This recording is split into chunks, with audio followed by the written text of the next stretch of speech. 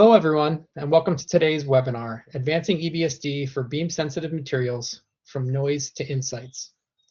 Before we get started, I'd like to cover a few housekeeping items. If you have a question, please submit it through the questions pane on your console. Any issues regarding connectivity and webinar viewing will be addressed immediately. We will attempt to answer any questions for the speaker at the end of the presentation. If we don't get to your question, we'll follow up via email after the webinar. Now I'd like to introduce the speaker for today's webinar. Dr. Nikolai Orlov is a materials scientist specializing in advanced characterization and functional materials development.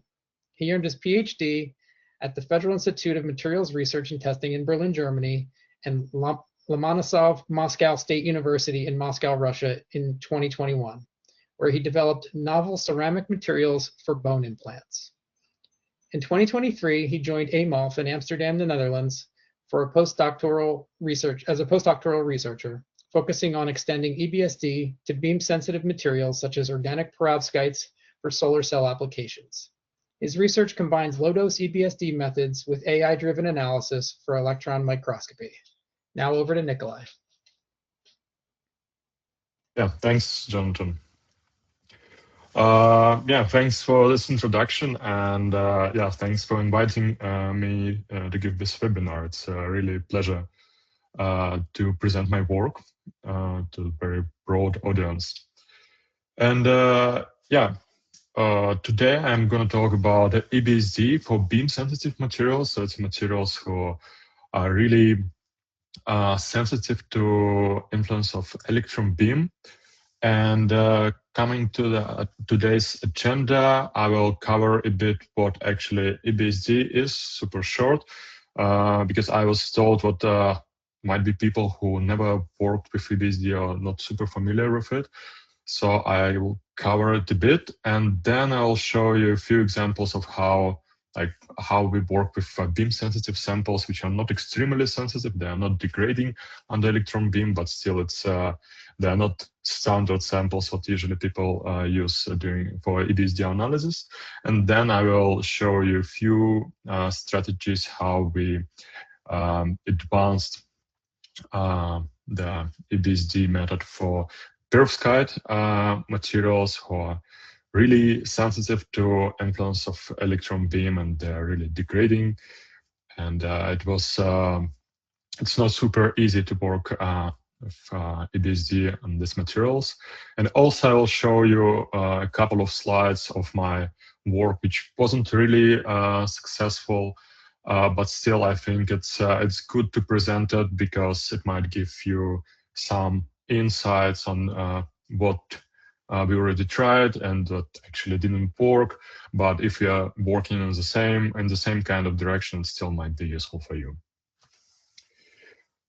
Okay, coming to the EBSD introduction. So usually in textbooks, you see this definition. So electron backscatter diffraction is a scanning electron microscope-based technique which enables a sample's microstructure to be analyzed, visualized, and quantified.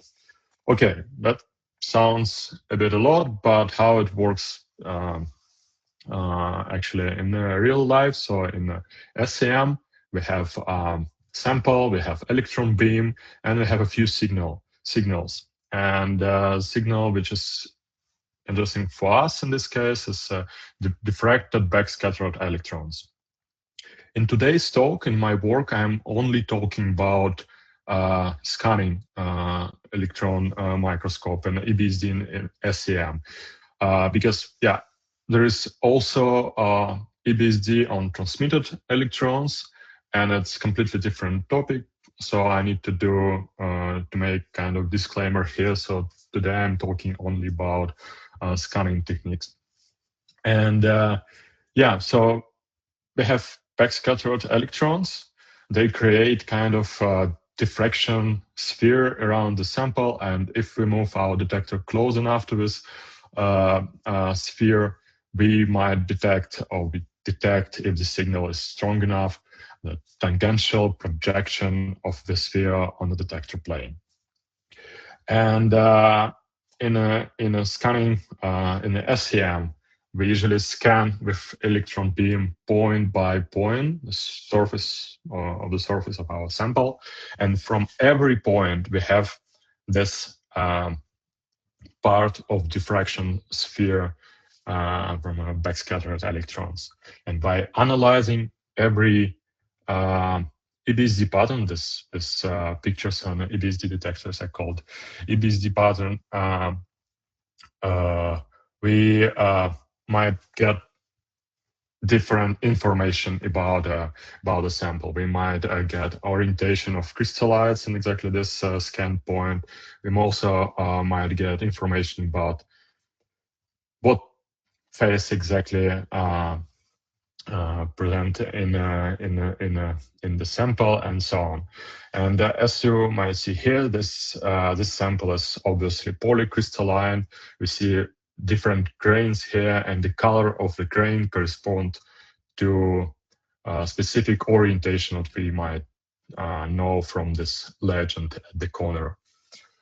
Yeah, I always compare this assigning crystal orientation based on a part of the diffraction sphere to this marine navigation, when sailor look at the sky in the sea and sees that only a small picture of the sky with some stars, and based on this kind of limited information about some stars, he understands on which point of the Earth is located right now and to which direction is moving. It's basically the same here. So we have a sphere, diffraction sphere, and then that's how we understand the orientation of the crystallite in our sample.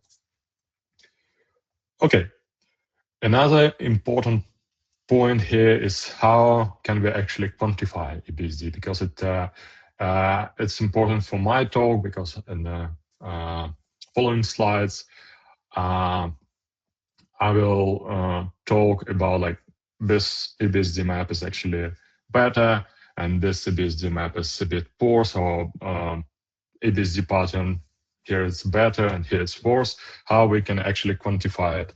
So as I already told you, for every point we analyze EBSD pattern and assign, let's say, crystal orientation.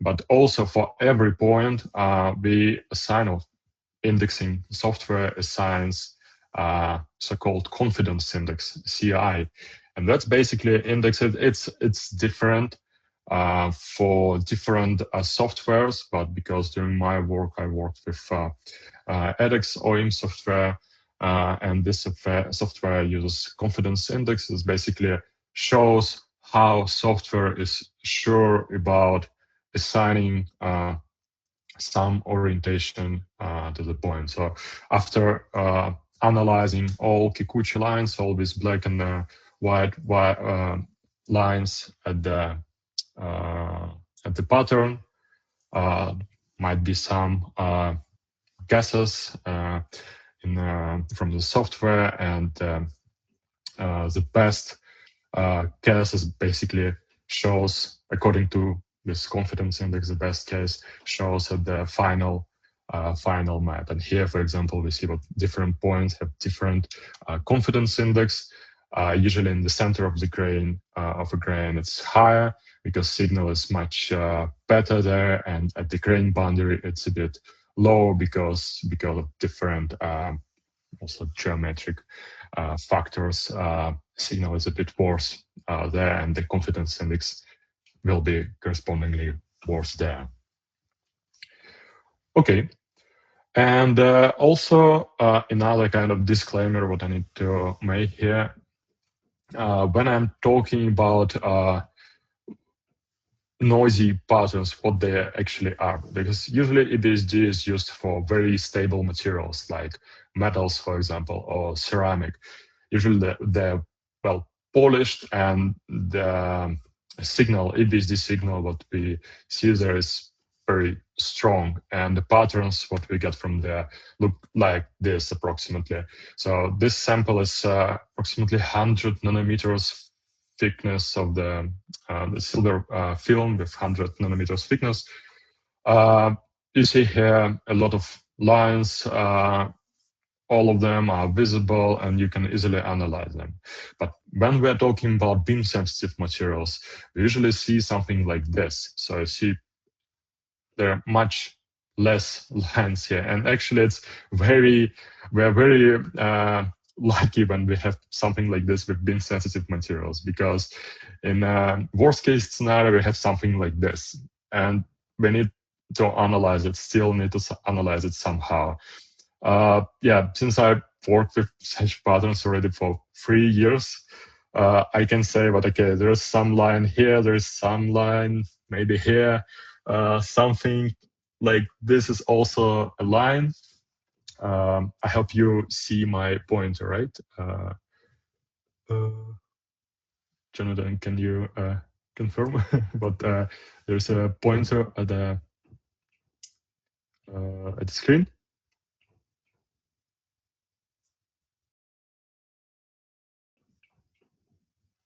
Okay, I assume that there's no complaints that you might see it. So yeah, that's basically the noisy EBSD patterns. And yeah, so that's how it looks for beam sensitive materials. In this case, they were perovskite films, organic perovskite films, and the strategy how to make the signal is a bit better, is to use low voltage, low current, and compromised exposure time. What exactly is low voltage and low current? The typical electron beam parameters for EBSD are about like 20 kV, 30 kV, and current nanoamps. In these cases, for example, for the middle pattern and for the right one, we used something like 10 kV and 7 kV. So you see it's much low voltage, and current is also about tens of picoamps, or sometimes it's 100, or in the rare cases 200 picoamps. So it's very low energy beam, and still the material is not very stable under this beam already, because with a higher energy it will basically degrade. And we also use compromised exposure time. So every time we play with it a bit, so sometimes it might be 10 milliseconds, sometimes it might be 100 milliseconds and 200 milliseconds.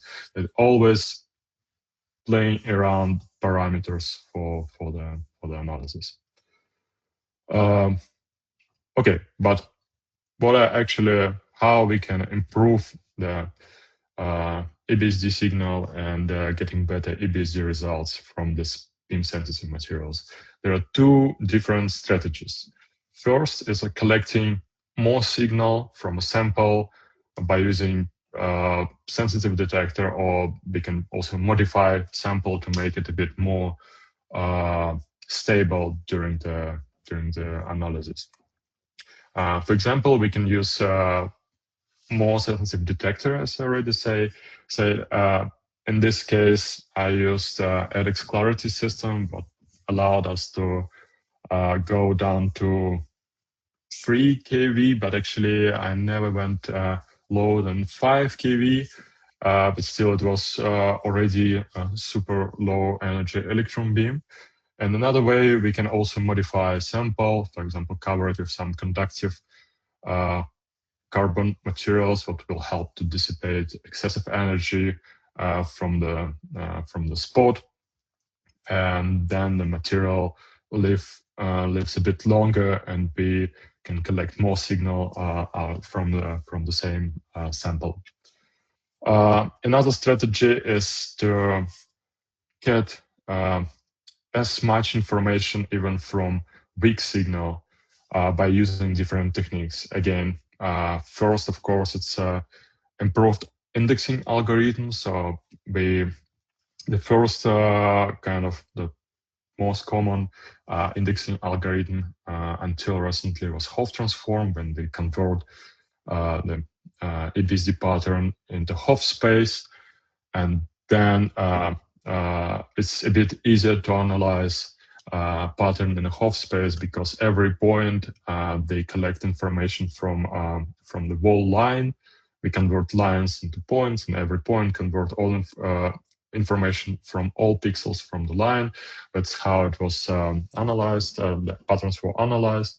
But recently, the spherical indexing was introduced also in OIM software. We use it a lot, and it helped to improve the quality of indexing drastically, I would say. So it helps to, it can work even with super noisy patterns and improve the quality of EBSD results a lot. But also we can use help from machine learning and use computer vision approaches to denoise patterns and extract some information which is actually hidden behind the noise. And then when we're already working with denoise patterns, we can use half indexing or even spherical indexing. And it will also help us to improve our results. Using all of these methods together, they're basically just like infinity stones. Basically, you collect them all, and you can work with almost all materials, sensitive to beam, to electron beam, or stable materials. Doesn't matter, because in this case, you preserve a sample, you collect a lot of information with sensitive detector, and you also, even if you have some not super perfect patterns, you still denoise it and analyze it with super advanced methods. And that's basically what I did during my postdoc at AMOLF. And in the next slides, in the following slides, I will show you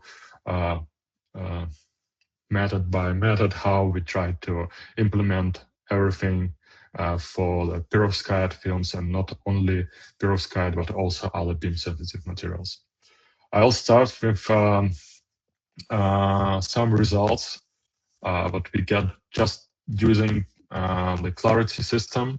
These materials weren't super sensitive to the electron beam, because they stayed undegraded for a long time, but still they're easy to cover it by amorphous carbon layer during the scanning, and also they're pretty thin, and it's very hard to get information from these thin layers, because you need to use very low energy of electron beam, and consequently have less backscattered electrons. Okay, but the first example is how we prove the crystal orientation in PLD organic perovskite film. So the story was the idea was to epitaxially grow organic perovskite film on a substrate monocrystalline film.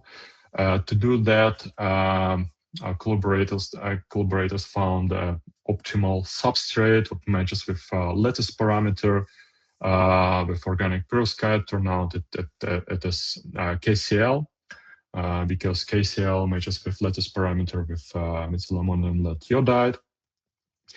And because the film was just 13 nanometers, it was really on a KCl substrate. It has the same or very similar lattice parameter with this perovskite. It was super challenging first to get a signal from exactly a perovskite film, and then to distinguish it from the KCl pattern, because of course when electron beam comes to the sample, it gives us information from not only from the surface, but also it might give us information from the volume part. And using casino simulations, first we proved that with chosen electron beam parameters, we have most of the signal from the perovskite film. And then we also separated the patterns from KCl and perovskite film, because from perovskite they were much worse signal, let's say, but still we were managed to index it with spherical indexing in OIM software, and calculated the misalignment here, and also plot the polar graphs showing what are actually how crystal orientations distributed in this sample. And from here you see what all points are at the same place. It means the film is really monocrystalline. Okay, and yeah, if you want to know more about this case, there are always and about other cases that I will show the following slides. At the bottom there are links, references to the publications. You can follow them and yeah, look at the papers and learn a bit more. Okay, another example is how we detected oxygen-mediated layer in the perovskites. The story here was what perovskites are degrading when they're exposed to the oxygen in atmospheric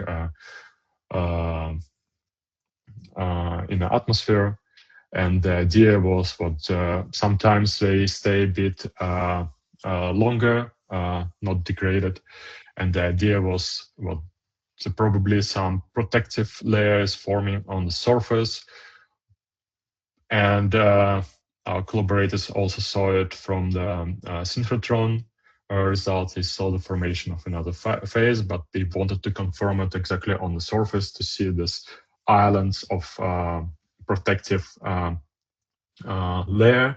And with EBSD, again with this sensitive clarity detector, we were able to found this islands of another phase also in on different samples, and it was actually very very cool to see what like this. The thickness is also like few maybe tens of nanometers, but still we were able to detect them. We were really happy about these results. And the last example here is explaining optical changes in thin aluminum and ruthenium films. With aluminum, it was also 20 nanometer aluminum film on glass substrate. So just imagine how charging, how much charging has influence on a EBSD, on yeah, all results at SCM, because yeah, that's it was I would say pretty hard to to get the image and yeah, remove this charging effects, but still we managed to do it. And the story was here with these films on the glass substrate were exposed to the laser beam, and then there was, after exposing, there was ablation spot. You might see it here. This one is this spot is basically ablation spot, and goal was to analyze how microstructure changes around this ablated spot. And with clarity system, we will manage to get a signal exactly from this aluminum film, and proof what coming from the ablation spot. It's on this graph, it's at the right. The grain size decreases, and we will also you can see how we compare it with just the secondary electron images from SCM. You don't see these grains at the SCM images, but you see them when you look at the EBSD images. So it's also this is results are pretty impressive for us. You can also follow this references if you want to know more. Yeah, and another example is already 8 nanometers of ruthenium film. The story here was basically the same. Also, we were interested in what is happening around this ablation spot, and we found this artifact around at some distance from the ablation spot. was some cracking, but guys couldn't understood what is actually happening there, and we realized after EBSD analysis, we realized that actually solidification of the grains with changing orientations here, and yeah, it was also pretty cool. In this case, EBSD method also gave us pretty cool insights about the process here. Okay. Before I was saying only about like how we improved our results with just advanced detector. But I also told you that there is other ways to improve the quality of results. And what happens if we'll actually use this protective coating applying to perovskite film, because perovskite films were very unstable under electron beam. Here you might see the just a SEM image of perovskite. Yeah, it's a very important note here. What with this perovskite fields, we can't prepare samples in a way how they're usually prepared in case of metals, for example. In case of metals, they're usually polished, and we cannot polish perovskite films, because in this case the sample will be basically polished away. They're really super thin films, but at the same time the roughness is pretty high, and that's how the IPF map looks from the sample. So here the colorful points correspond to only points where we managed to get good enough EBSD patterns, and we could analyze them and the white space around them, and just like the sample surface where we didn't get let's say reliable results in this case. And that happened, they looked something like this, so no actually useful information. That happens due to several reasons. The first one is already said, is chemical degradation. Samples are not stable on the electron beam. Also, the formation of amorphous carbon layer with thickness about like 15 nanometers or even thicker, and this layer blocks EBSD signal. And also because these materials are not superconductive, so they accumulate electrons at the same spot, and this excessive energy basically destroys sample even more. And the idea was to use some kind of C60 or graphene or nanotube, some carbon materials to cover the sample, and then it will dissipate the excessive energy from electron beam and preserve the sample, so we can get more backscattered electrons from the sample. And actually it worked when we prepared a few samples and covered them with a few different thicknesses of C60. Yeah, I tried, as I already showed before, I tried a few different carbon materials, but only actually C60 worked in this way. With 5 nanometers, we managed to get much better EBSD maps from the sample. With 10 nanometers, it was also pretty good, but when we go higher, with 15 nanometers and 20 nanometers, we already have almost the same situation as it was here. So we don't have a lot of points. We actually don't see any grains. There's nothing to analyze here. And plotting the graph of how the average confidence index of the map depends on a C60 thickness. It's not actually a sample thickness, it's a C60 thickness of C60 layer. It shows us that something between 5 and 10 nanometers are actually very useful and helpful in stabilizing the sample and getting better EBSD results. And actually, it's super easy to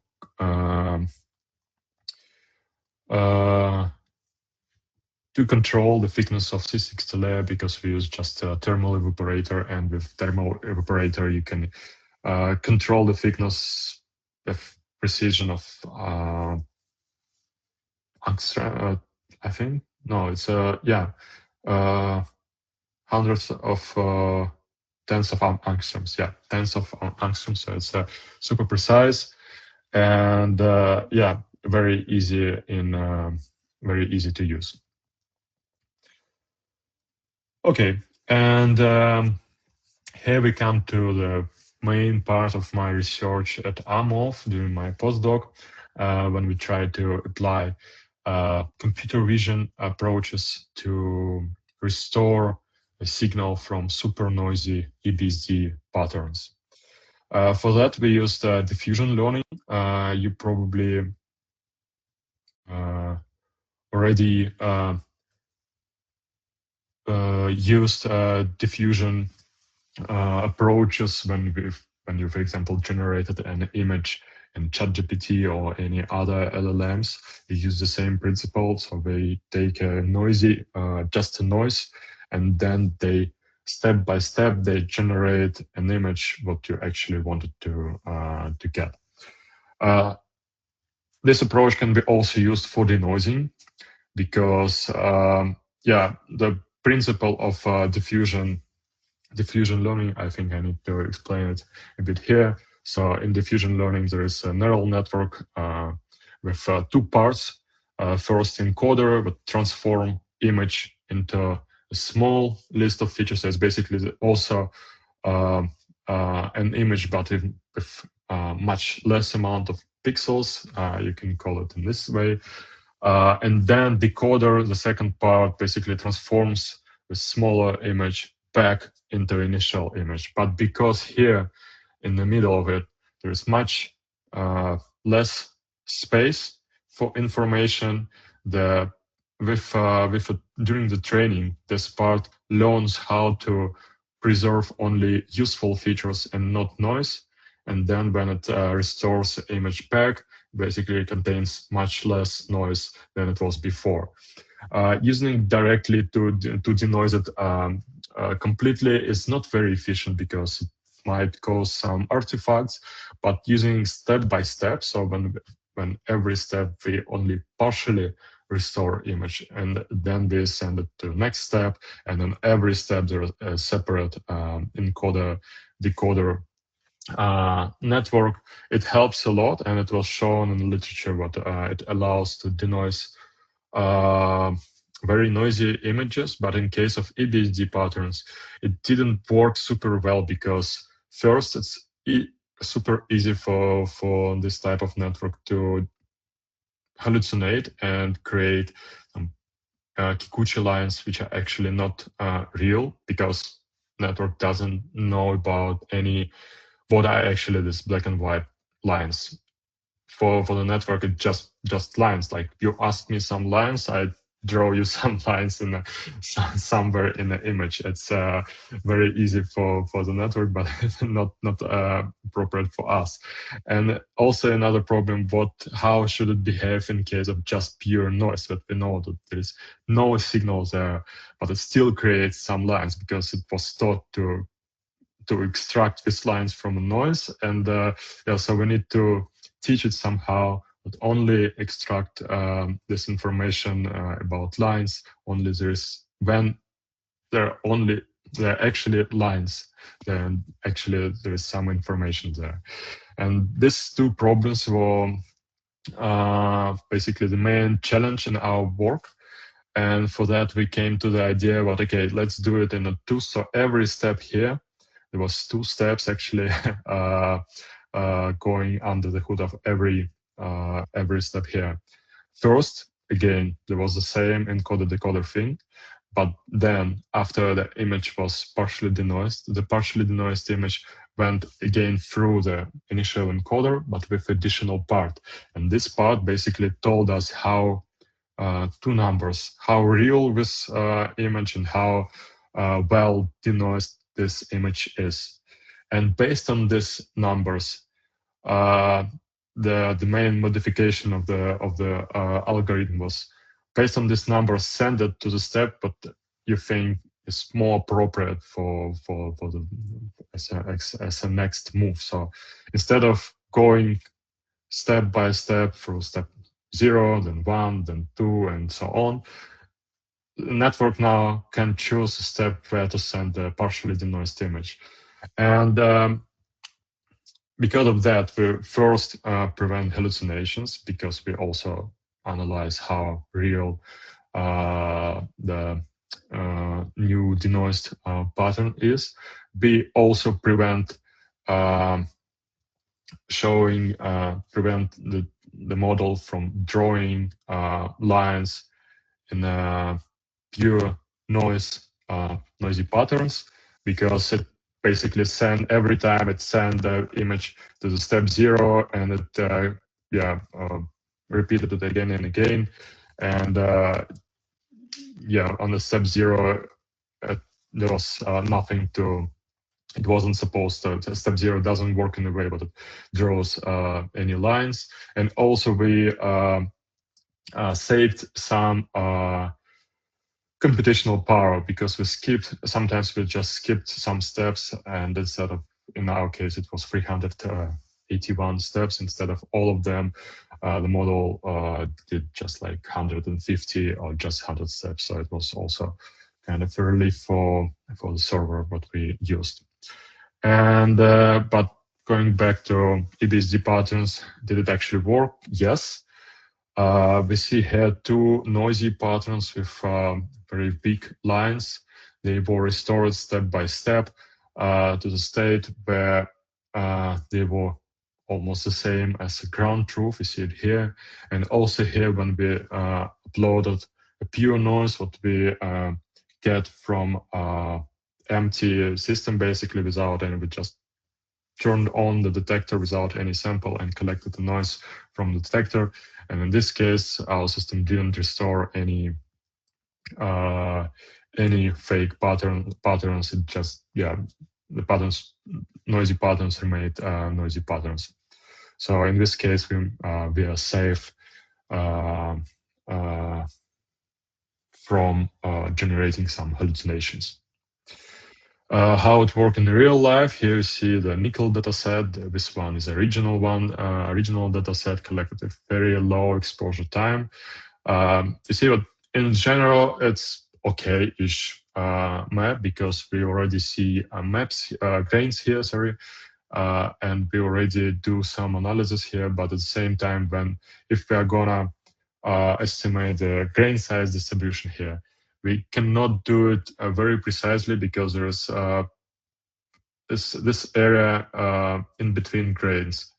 The quality of patterns here like super low. You see, like the pattern number 1 is exactly from this scratch and in between grain area, and you cannot be sure about like what you're actually analyzing here. So the grain size here is not super precise.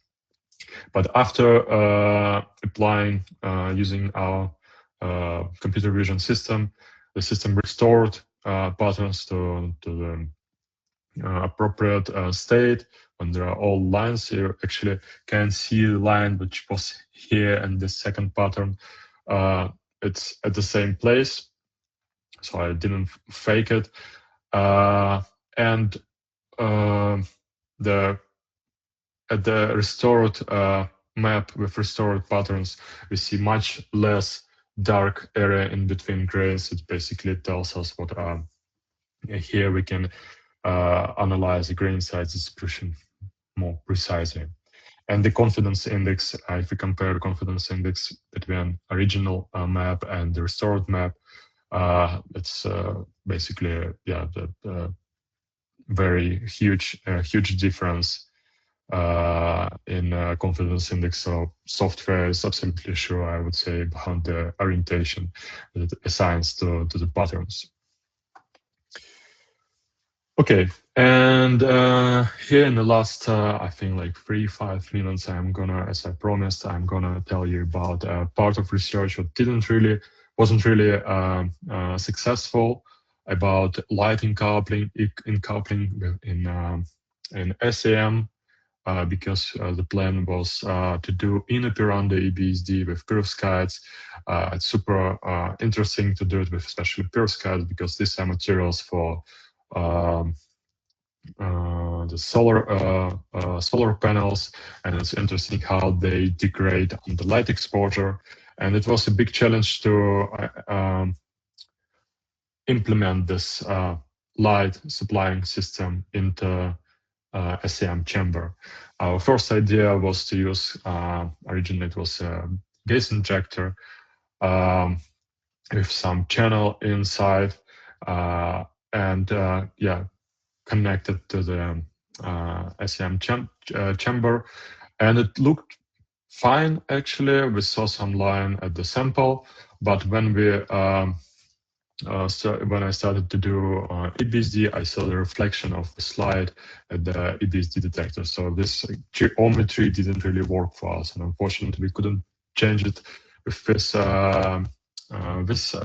method, because in the SAM chamber you have only certain slots where you can install something. So we needed something more adjustable, I would say.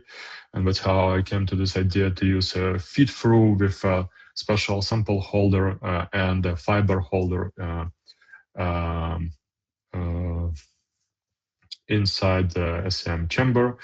That's how it looked with actual EBSD holder, and that's a feed through, but we're also connected to the SAM chamber. And then there was an optical fiber outside of the chamber, and then optical fiber inside the chamber. So that's how we could create this shallow angle to prevent the reflection into EBSD detector. It's how it looked inside the SAM chamber. But at the same time, when I try to check the system, actually, it didn't really work out, because we didn't see any changes with light exposure. So I scanned a few areas. These are all monocrystals with different crystal orientation here, and I scanned the contact region in between crystals to see if there are any changes when I shine light on this contact areas. And yeah, I didn't see anything except actually the just sample degradation because of electron beam. Another idea what I had is because the problem here was but the light was distributed across basically whole sample, and it was not very clear how we can focus it on a sample to have like micron-ish light beam to focus it on a certain area, and preserve also the power dissipation. And that's when I was thinking about this kind of additional holder, what covers basically the sample and provides light from LEDs from all four sides, and the power distribution becomes a bit more uniform in this case. But when I tried to actually measure the power under this holder, it wasn't actually enough compared to the power of light what we needed based on PL experiments for perovskites. So yeah, as I said, science doesn't work out all the time, but I hope it will be useful for some of you who are working in the same direction. Okay, and to conclude, as I promised you, I give you some short introduction to EBSD itself. Then I showed you a few examples how application of more sensitive EBSD system might help in the cases when you don't expect to see anything with very thin films on especially like not conductive substrate. And then I showed you through a few approaches how we managed to improve the EBSD results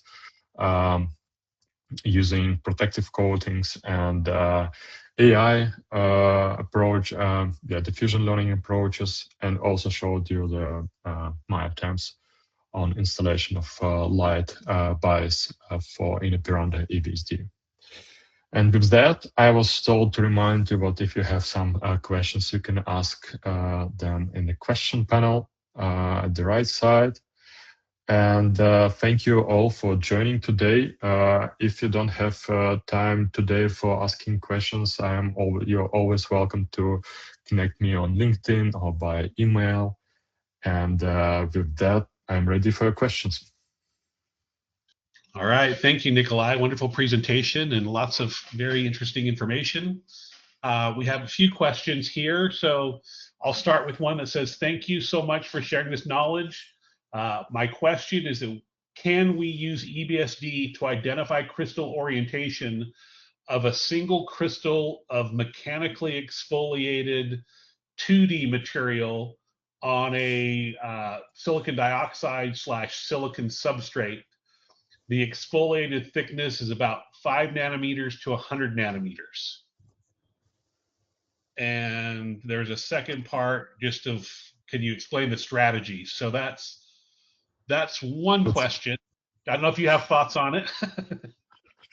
Yeah, that's a lot in one question. Yeah, and a lot in one system. So it's do I remember right? So it's mechanically deformed, exfoliated 5 nanometer basically flakes, right?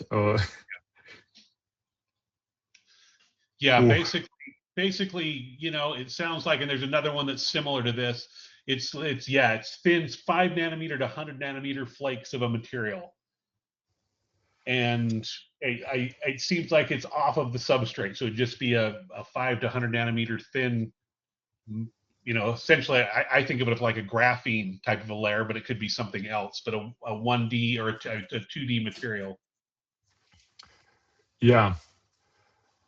In general, I would say it's never possible to say like with 100%. Yeah, it will work like 100% of the cases. But in general, I would say it's worth to try, especially if these flakes are thick enough.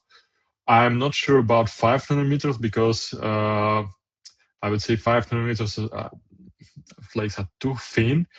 But if they're like few tens of nanometers, it might be possible. And then I would think about how to place them carefully on a holder, because if they will be curved, there will be a lot of shadow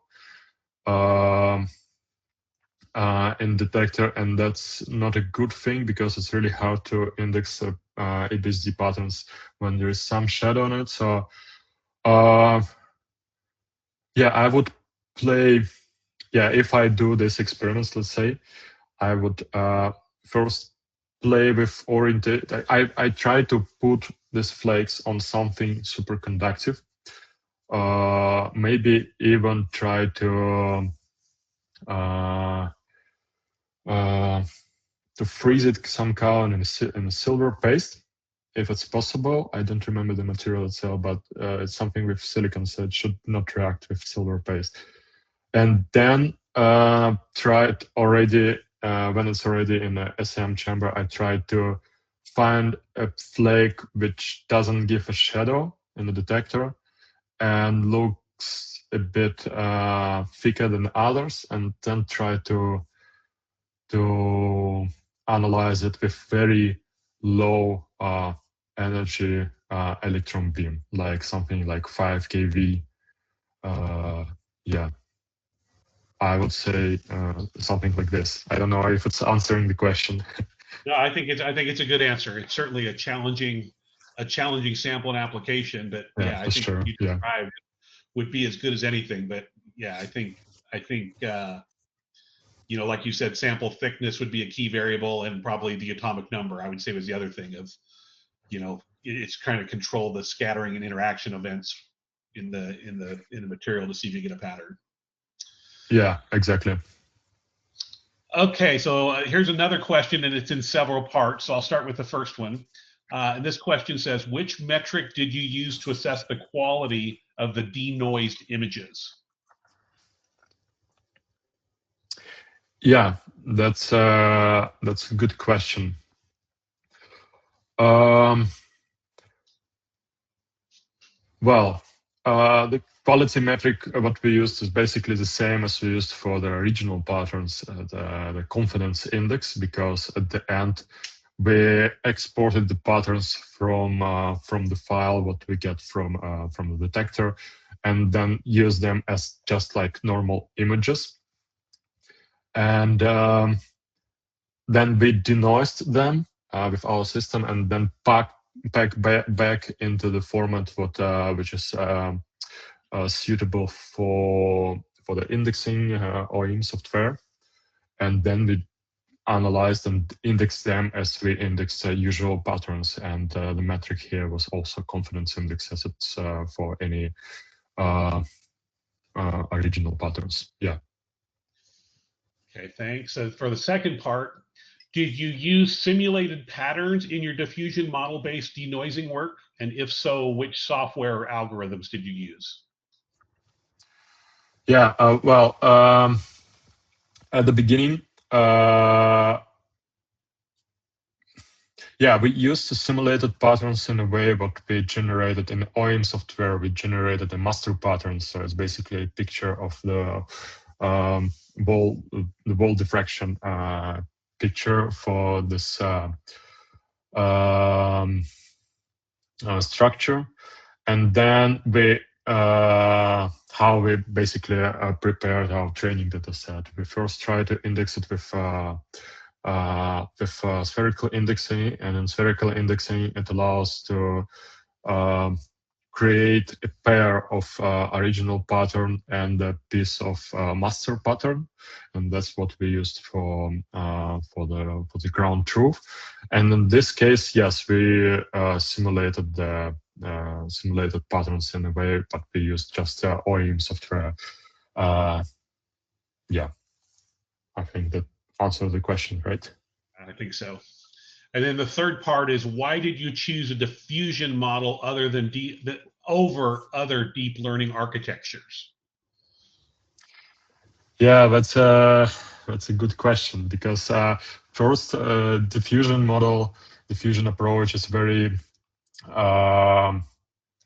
successful in the case of denoising, and one of the reasons why it's super effective, because it allows to restore images step by step, and that's a critical thing for us, because yeah, as I already said, like when you denoise a normal images like photographs, for example, the small details what might be not correct, like for example, you restore a photograph of a building, for example, if the network denoise it and also draws some like extra window, let's say, it's not super critical for you. Of course, it's not desired, but still some like some features what wasn't the original image. It might be okay, but in case of scientific images, especially here, EBSD patterns, they're really simple in a way, but it's just black and white lines. But at the same time, they contain a lot of information, and even small hallucination can really break the indexing system. So that's why we really cared about how we can do it like step by step in a very careful way. That's why we choose diffusion models. And yeah. Thanks. Yeah, that's an answer. That's the answer. Okay. I think we have a couple more if you have time. Yeah. The next one, apart from the difficulty of obtaining the EBSD signal sufficient for processing, how can you be sure that you are analyzing the original material? When you have beam damage, you may modify the chemistry, but also the crystalline structure of your material.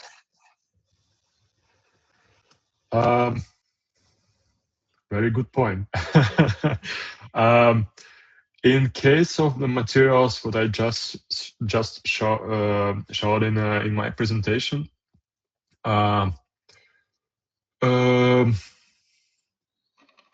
we like from the chemical logic, we didn't expect anything to be changed there, because like, for example, metal films, of course nothing happens with the metal, right? So when we have less signal, or we have worse EBSD patterns, it means the material, the sample is just covered with some carbon layer. And in case of perovskites, yeah, also from the chemical point of view, we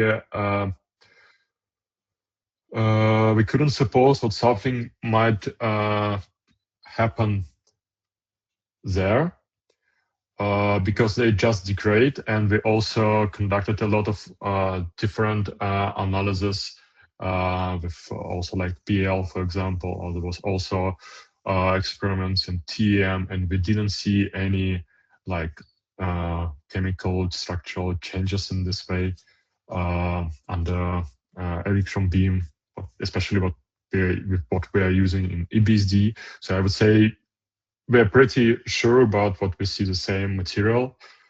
Yeah, for the reasons I just said. Okay. All right, one last question.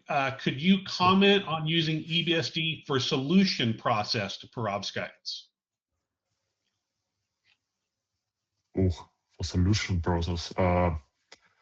What exactly is it like for the particles which were extracted from a solution, or yeah, because like in general, EBSD doesn't work with amorphous substances, right? You need something. Yeah. I think they clarified crystallized. like spin coatings or something. Yeah, spin coating type processing. Yeah, but these films what I just showed in my talk, they were spin coated, except PLD deposited films. So for spin coated films, it worked in a way. I cannot say like super well, but in a way what I just showed with some tricks, it worked. Yeah, in that way. But of course, you need to be you need to try a lot to get results, and you need to apply all these things what I just showed, like playing with parameters of electron beam, using very sensitive detector, because with parameters what you probably find, you like the electron beam will be really low energy beam, and in some cases it might be also useful to apply this protective coating and all these things what I just showed. Yeah, so for the spin-coated films, yes, it works. In other way, how what kind of sample we can get from a solution, as it was said in the question, solution-based materials. Yeah, I don't know. I think it needs to be a bit clarified in case if it's not just like spin-coated films. All right. Well, again, thank you, Nikolai. It was a really great presentation. Appreciate you sharing all your knowledge. They're not easy samples, and I think you've done a really nice job on a range of topics. So thank you for your time again. And, thanks for the attendees for listening. Yeah. Thanks you all for joining.